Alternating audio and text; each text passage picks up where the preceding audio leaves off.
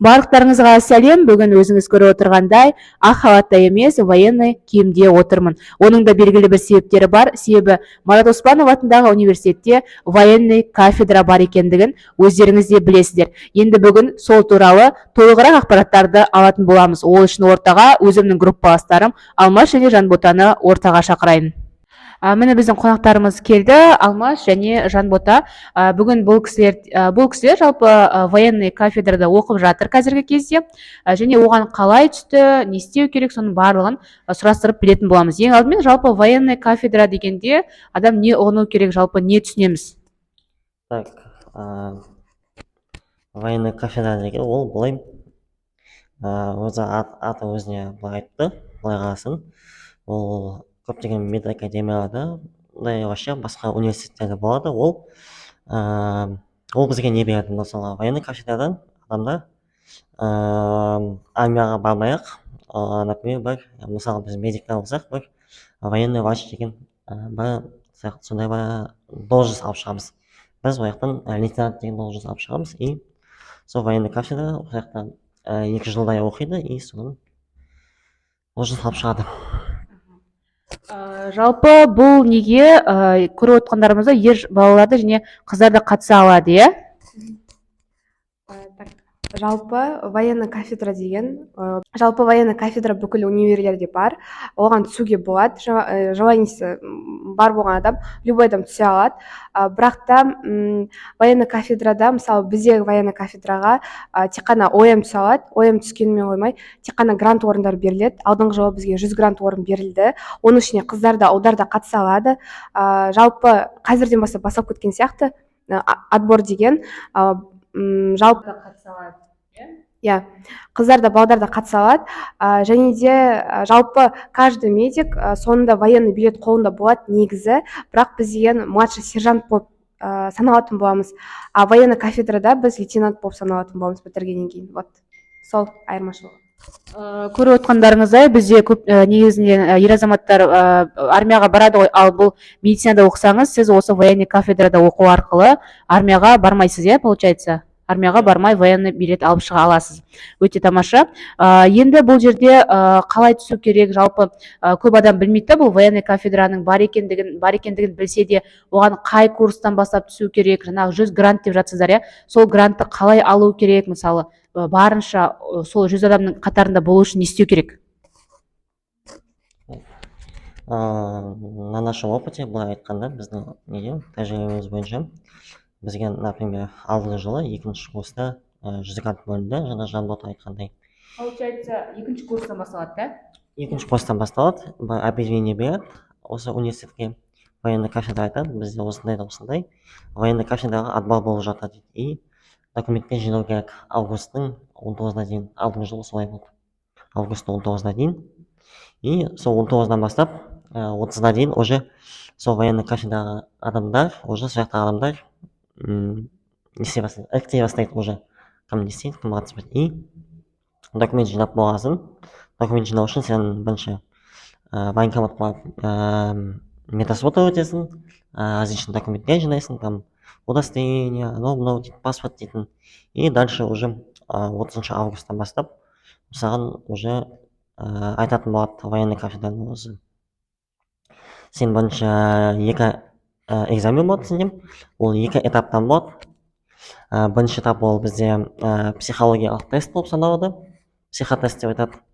Ол жақта 100 сұрақ болады, оның ішінен сен 75-нен или 50-нен қателеспесем 50 сұрағы дұрыс болып шығу керек. И дальше уже екіншісі, ол келесі сұрағы ол бізде этапы деп айтуға болады. Ол бізде дененің шынығуына байланысты, например, ол жақта сен ұлдарды, қыздардікін есімде жоқ, но ұлдардікі олар бірнеше километр жүреді. Ол біздің университеттегі стадионда дальше уже жылдамдыққа жүру уақытқа.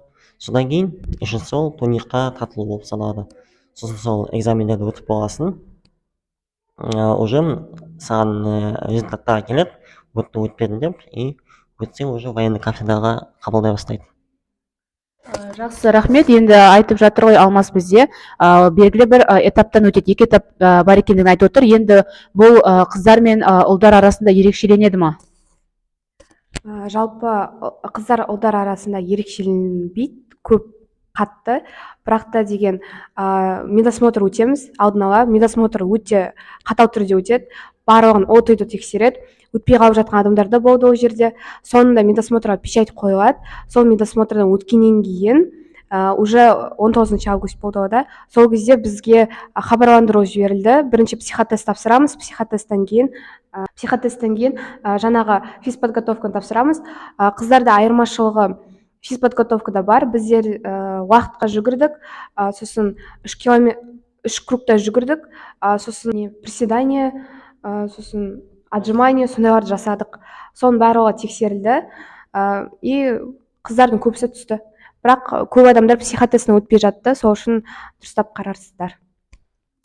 Сонда психотесттен қараған кезде оның қаншалықты нелер болады, бір подробно айтып кете аласыздар ма? Деген жалпы психоэмоциональный подготовкасын тексереді студенттің. Ертең болашақта военный врач бола ала ма, госпитальда жұмыс жасай ала ма, полигонда жұмыс жасай ала ма, соның барлығын тексереді. Ол жерде деген жаңа айтқанда 100 сұрақ болады, и барлығы психологический сұрақтар болады. Осындай ситуацияда, мысалы қиын ситуация болып қалады, сен кімді құтқарасың деген сияқты сұрақтар болады. Оларға деген максимально дұрыс ответ беруге тырысу керек, потому что көп адамдар елуден төмен жинап сонымен өтпей қалып жатты. Бірақ олардың жаңа медосмотры 100%, физподготовкасы 100% болуы мүмкін де, бірақ сол психотест деген сол жағы қиындау болады көбіне. Жақсы, енді бұл военный кафедрада оқу жалпы ұзақтығы 2 жыл, иә? Получается, 2-ші курста түседі, 4-ші курста бітіріп шығады. Сосын 5-ші курста бакалавриат дипломын сосын 5-ші курста бакалавриат дипломын алғанда бірге қоса осы военный билетті қолымызға аламыз. Өте тамаша. Енді айтып жатыр, медосмотр деп жатыр. Медосмотрда өте қатаң тәртіптер болады, мен қателеспесем. Как жаңағы армияға алып кеткен сияқты, вес, анау, мынау барлығы тексеріледі, ол жерде. Вес неше болу керек сонда бұл жерде? Вақта ол веске қатты қалмайды, бірақ сенде орысша айтқанда ожирение, ондай екінші, үшінші степень ондай қатты ожирение болмайды. Былай айтқанда халықаралық нормада болу керек қой, вес ең аз нормада болу. Жалпы именно қыздарда бізде деген анемия барын жоғын тексерді, сосын ЭКГ-ны дұрыстап тексерді, содан кейін жаңағы флюорографияны тексерді, туберкулез болмау керек. Оған дейін және де содан кейін бізде рентген пазухиноз істеді, сол жерде гайморит болмау керек. Өте қатты тексерді. Бізде тістерімізді тексерді, отойды, сосын көзімізді тексерді, -2-ден төмен болмау керек. Енді көріп тұрғандарыңыздай, бұл жерде медосмотрдың өте маңыздылығы зор, қыздар үшін де, ер азаматтар үшін де. Сондықтан да бұл жерде кішкене енді спорт жағынан да жақсы болуларыңыз керек. Бұл жерде нормаға жүгіреді, уақыт бойынша жүгіресіздер, и арнайы сол кезде документтердің тізімі беріледі сіздерге, сол документтерді жинайтын боласыздар. Енді жалпы түсіп алдық ішіне. Түсіп алған соң сабақтар қалай болады, жалпы не істейді ол жаққа түскен кезде, бір спорттық іс-шаралар жүргізіледі ма, әлде не болады? Бұл негізі былай қарасам тоже армия ғой, бірақ бұл армияның жеңілдетілген түрі. Негізі норма бойынша біз ол жаққа барамыз, военный действия айтылған жағдайларды соларды изучать етеміз, бізге кітап береді, соларды оқимыз, соларды дәптерге жазамыз, соларды оқып, сосын ағай бізге түсіндіреді, біз ағайға айтамыз, қандай сұрақтарымыз бар жоқ. Содан кейін, как обычно, мектепте бізде ЛВП бар ғой, сол сияқтындағыдай тоже военный шагаттаймыз, былай айтқанда бәріне кіріп, сосын қалай қолдану керек, қалай қолданбау керек, қандай қателіктер бар, қандай дұрыс жерлер бар, сол туралы соны изучать етеміз. Бұл жерде қыздар мен балдар бірге оқиды ма? Қыздар мен балдар бірге оқиды, бірақ та деген балдарда практика болады, қыздарда практика болмайды, мен білетіндей, то жеңілдетілген қыздарға, яғни айтқанда балдар деген 40 күн бойы айдалада полигонда болады. Ол 4-ші курста соңғы диплом алардың алдында болады. Бұл кезде сіздер сабақтан босатылмайсыздар, иә? Белгілі бір уақыттар да болады, иә? өзінің уақыттары болады деймін, сол кезде барамыз. Именно сен военный кафедра ма или военный кафедраға. сабақтарды ма, сабақ? Иә, сабақ. Бізде өзінің уақыты болады, сол сабақтан босатылмайды бірақ. Сабақтан кейін барамыз ба, 2 сағаттай, 3 сағаттай жүреміз. Ол аптасына 3 рет болады, иә? Жоқ, аптасына 1 рет қана болады. Аптасына 1 рет сабақтан кейін өтесіздер, иә? Иә. Енді көріп тұрғандарыңыздай, бұл жерге барлығы түсе бермейді, тек қана санаулы адамдар ғана түседі. Ал жалпы түскеннен кейін сіздер осындай белгілі бір военный кафедрадан билетті алып шыға аласыздар. Ол бізге қандай мүмкіндіктер береді сонда? Жалпы болашақта бізге деген біз не только осындай больницаларда, поликлиникада жұмыс жасамай қоймай, онымен қоса бізде военный госпитальда, военный частьте жұмыс жасай аламыз. Және де Құдай сақтасын, бір чрезвычайный ситуациялар болып қалатын болса, біз в первую очередь военный госпиталь, яғни айтқанда үлкен больницаның өзінде болатын боламыз. Ал басқалар, мысалы сержанттар, олар деген уже фронттың жерінде жүреді деп бізге түсіндірді жалпы, бірақ Құдай сақтасын бәрінен. Енді бұл жерде 100 адам ғана дедіңіздер, грант бөлінеді дедіңіздер. Жалпы грантқа түсе алмағандар платный оқи алады ма? Мүмкіндік бар ма сондай?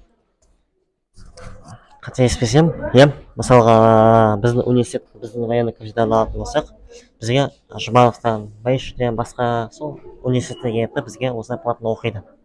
Жоқ, именно біздің студенттер оқи алады ма грантқа түспесе? Жоқ, тек грант. Тек қана грантпен. беріледі.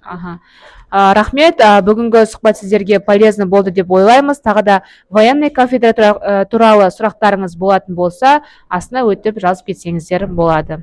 Сау болыңыздар.